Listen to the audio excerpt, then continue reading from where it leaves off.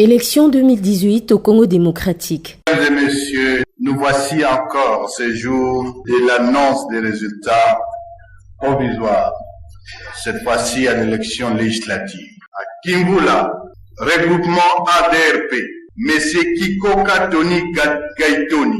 Fatouloubi Marie-Thérèse était candidate députée. La nuit du 10 janvier 2019, elle a veillé, scotchée sur sa chaise devant son petit écran, suivant religieusement la voix monotone des représentants de la CENI, Commission électorale nationale indépendante.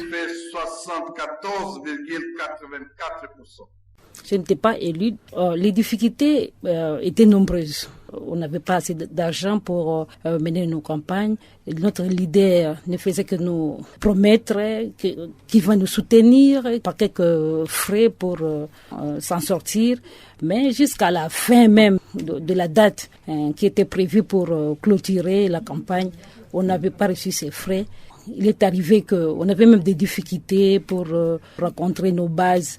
Et parfois même, moi-même, il m'arrivait deux fois à fuir même ma maison, puisque en se réveillant, j'ai retrouvé tout le monde dehors, les jeunes gens qui m'appelaient honorable déjà et qui voulaient qu'on leur distribue un peu d'argent pour les encourager, à sensibiliser. Olivier Guikoma est responsable de la cellule droits civils et politiques au sein de l'ONG Action contre l'impunité pour les droits humains à Kinshasa. Nous pensons que si nos sœurs, les femmes, s'engagent ou prennent la politique comme une vocation, les échecs ne peuvent pas les faire reculer. Parce que c'est après ces échecs qu'elles devront justement multiplier les stratégies et les moyens pour réussir prochainement. Parce que la politique reste un combat. Elles doivent continuer à se battre parce que c'est pour une cause noble. Bernadette Kamango était candidate aux élections. J'ai été candidate plutôt en 2011, aux élections de 2011, donc en tant que députée nationale. Malheureusement, bien que le parti m'avait demandé de déposer la candidature, le problème qui s'est personnellement posé, c'était le problème des moyens financiers.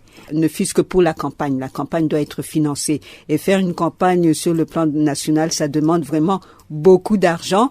Je n'avais pas ce moyen, j'ai eu juste le moyen peut-être pour déposer ma candidature au niveau de la CENI. Donc ça, je n'ai vraiment pas eu aucun appui. J'ai essayé de frapper à gauche, frapper à droite, même au niveau du parti politique dans lequel j'étais. Donc on n'accompagnait pas vraiment la femme, mais je constatais que qu'on encourageait beaucoup plus les hommes. Alors, au regard de toute cette expérience que j'ai vécue, ça fait que en 2018, donc je n'ai même pas osé me présenter puisque je me suis dit, même si j'ai essayé de faire des efforts, de chercher de l'argent à gauche, à droite, mais ce n'est pas facile. L'avis de Olivier Guikoma.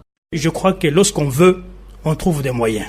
Les hommes, c'est vrai que parfois dans notre société, donnent l'impression d'avoir plus de moyens que des femmes, mais je crois que là, les partis politiques, si ils portent effectivement les candidatures des femmes, devraient trouver les moyens pour que ces femmes soient hissées au niveau qu'elles désirent. Et la réaction de Bernadette?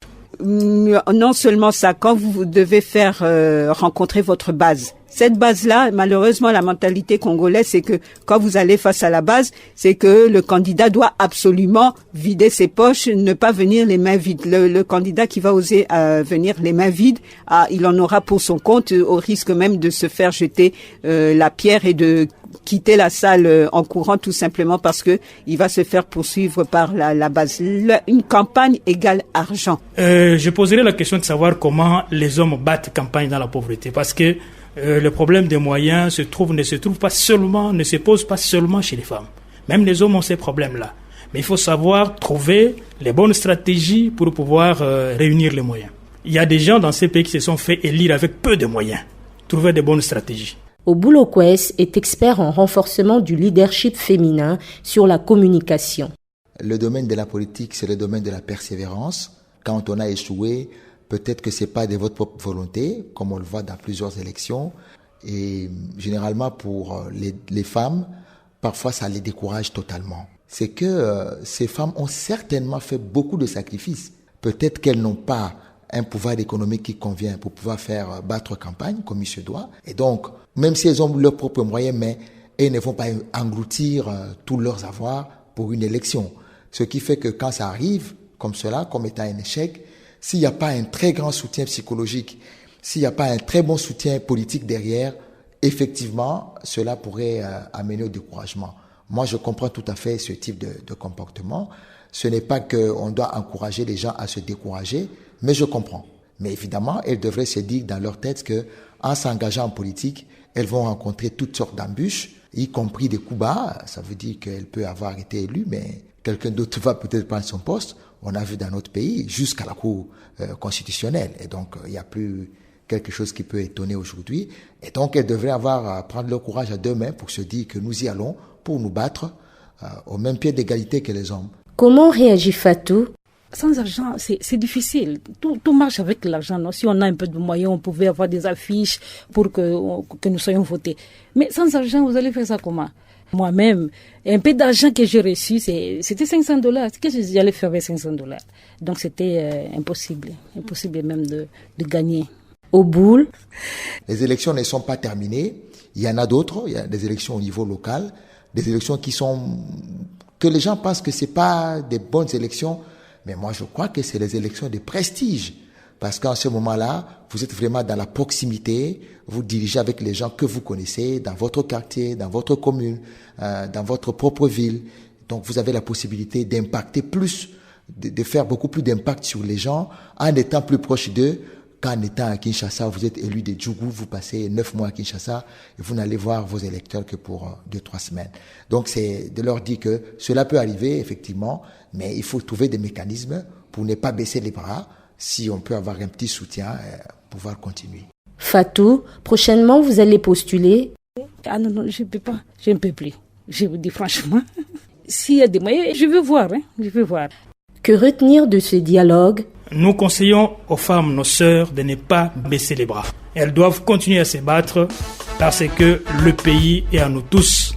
Aucun pays ne peut marcher sans les femmes. Nous voulons les élections, nous voulons les élections, nous voulons les élections, nous voulons les élections.